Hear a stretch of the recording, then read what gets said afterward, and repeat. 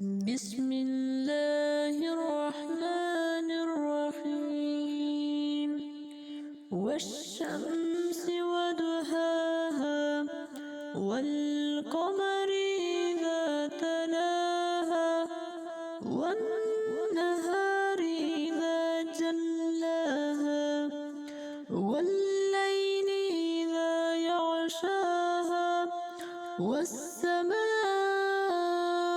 وما بناها والأرض وما طحاها ونفس وما سواها فألهمها فجورها وتقواها قد أفلح من زكاها وقد خاب من دساها كذبت ثمود بطغواها إذ انبعث أشقاها فقال لهم رسول الله ناقة الله وسقياها فكذبوه فعقروها فدمدم عليهم ربهم بذنبهم فسواها ولا يخاف عقباها.